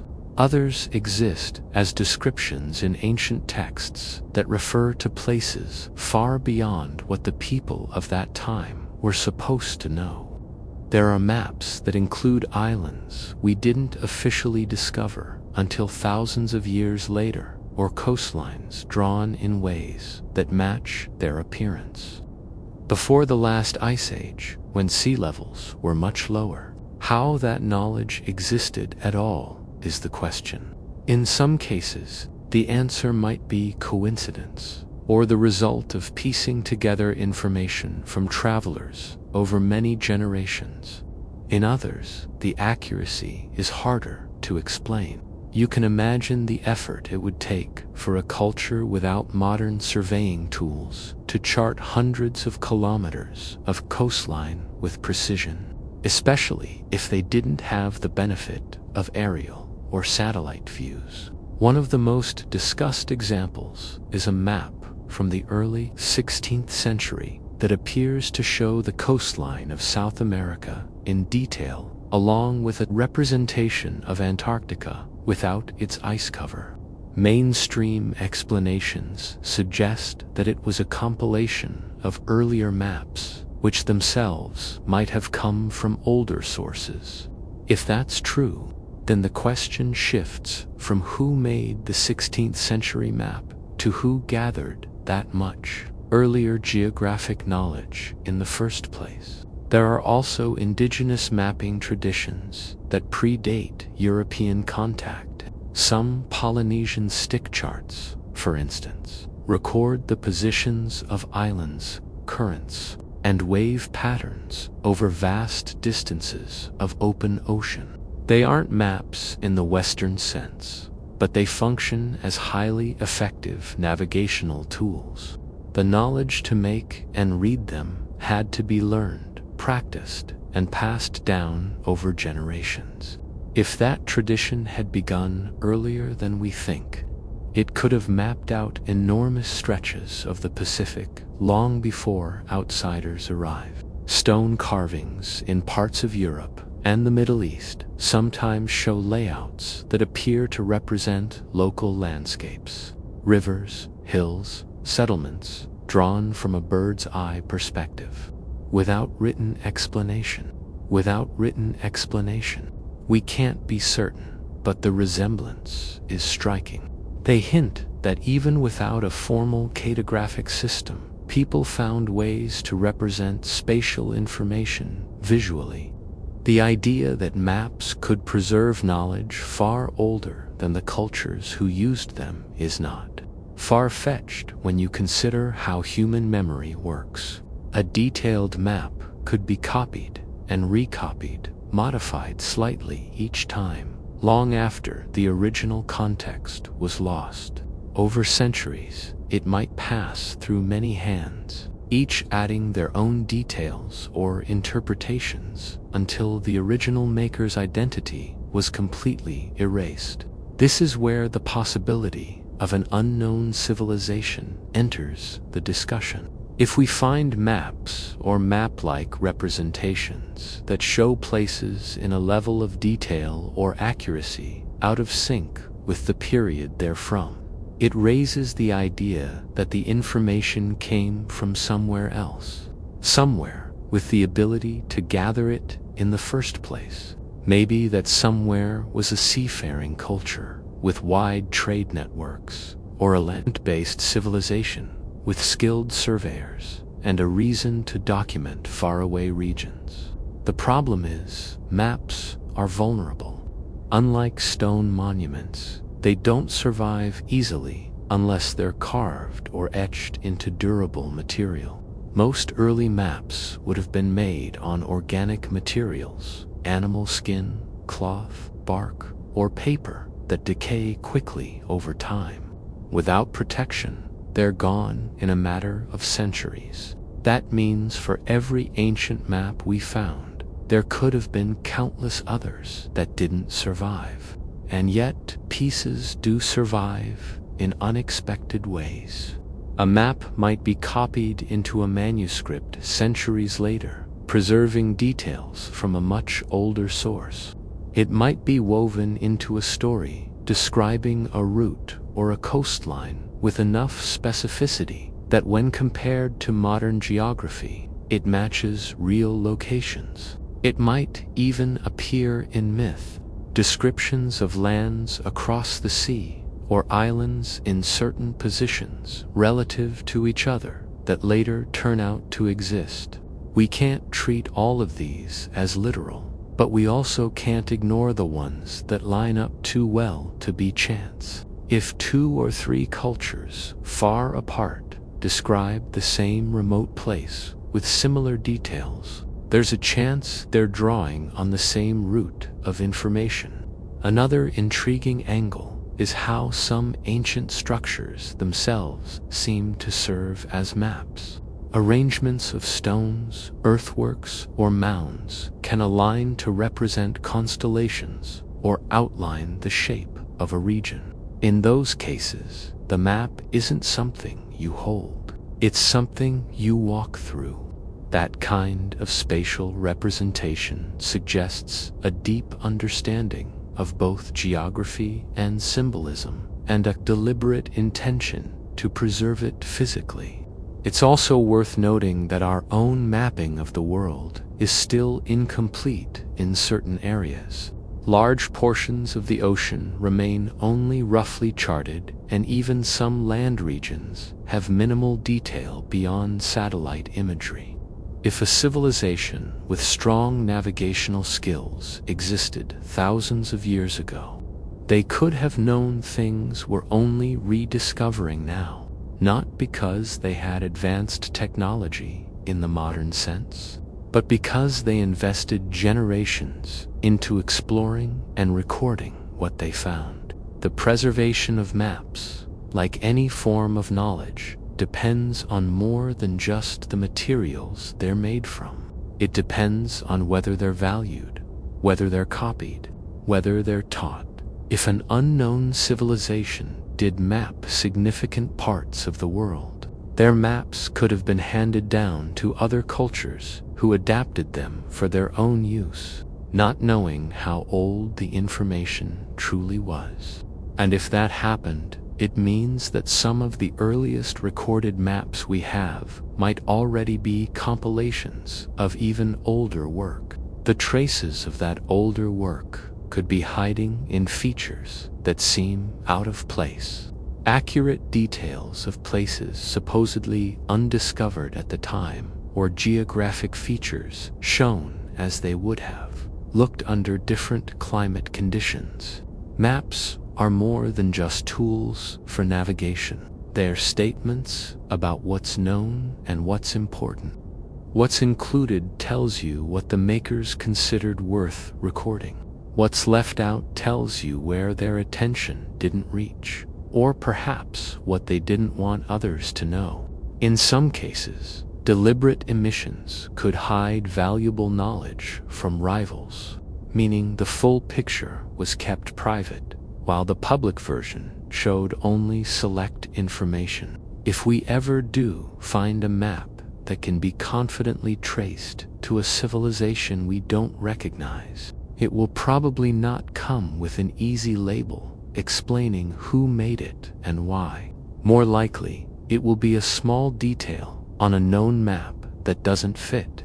It will be the kind of thing you only notice when comparing it to modern geography and realizing that somehow they got it right before anyone thought they could. And in that moment, it wouldn't just be about the map itself. It would be about the network of knowledge behind it, the journeys taken, the observations made, the systems of passing that information along over years or centuries. A map is a destination in its own right, but it's also the end product of countless steps taken by people whose names are now lost. Myths have a strange way of surviving. They change shape, their details shift, their characters get renamed or replaced, but some part of their structure endures. A story told in one generation might be repeated by the next with small adjustments, then again by the one after that, until centuries have passed and the people telling it have no idea where it began. To them, it's just a part of their cultural fabric, something that has always been there. Some civilizations may dwell within worlds of constant motion, planets where tectonic activity never ceases, where earthquakes and eruptions shape the land endlessly. Imagine beings born into fire and ash, their cities built to flow with shifting ground rather than resist it. Their architecture may rise and fall with lava, their homes carved into cooling rock, their survival tied to the rhythm of the planet's heartbeat. Their stories would speak of resilience, of fire as both destroyer and giver of life. Their philosophies born from the acceptance that change is eternal. For them, stability may seem impossible, yet within the chaos, they may find balance, shaping civilizations that mirror the fiery breath of their world. To dream of them is to feel the raw power of creation, the reminder that even in upheaval, beauty can be built. Other civilizations may exist in places where gravity itself feels strange. Imagine a planet with lighter pull, where beings leap with ease, their bodies long and graceful, their cities rising high into skies without fear of collapse. Or worlds with crushing gravity, where life grows sturdy, compact, and resilient. Civilizations spread low and wide, adapted to immense pressure.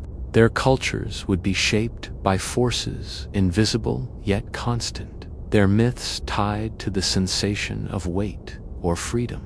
For us, such environments would feel alien, but to them, it would be the fabric of existence. Their civilizations would remind us that even gravity, the quiet force binding galaxies, can shape the destiny of thought and culture.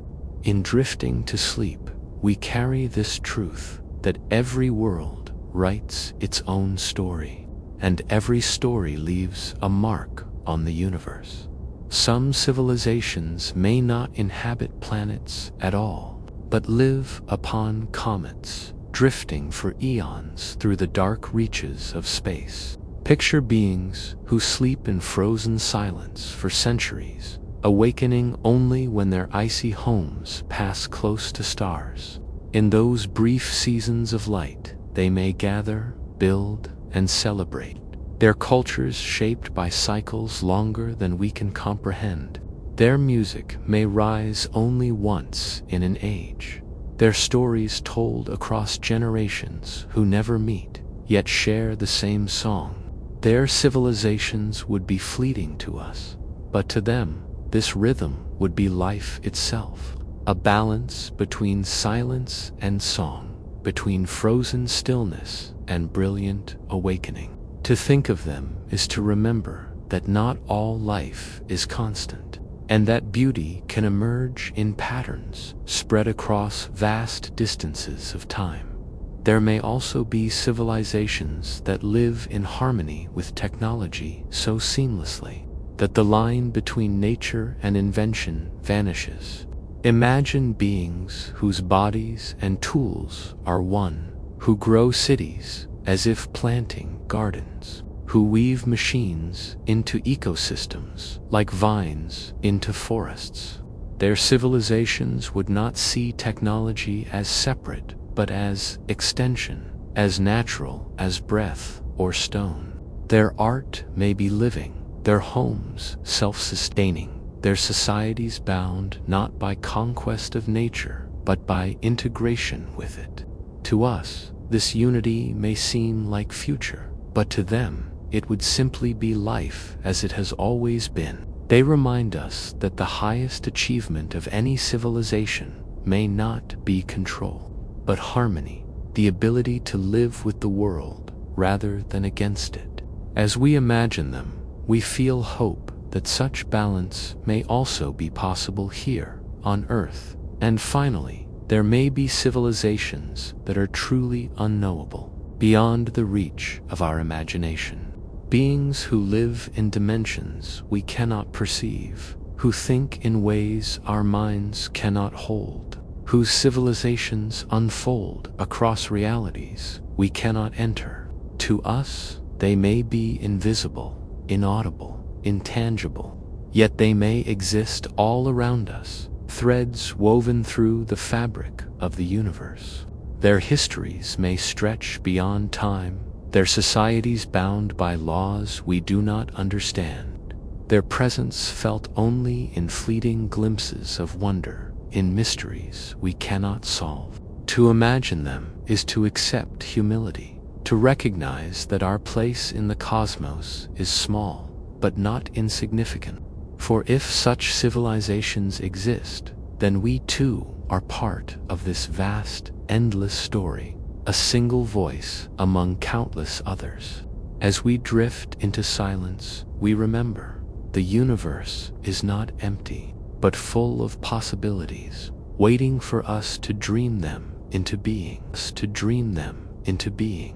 You have traveled tonight through visions of distant worlds, through civilizations imagined and civilizations perhaps waiting in silence, unseen among the stars.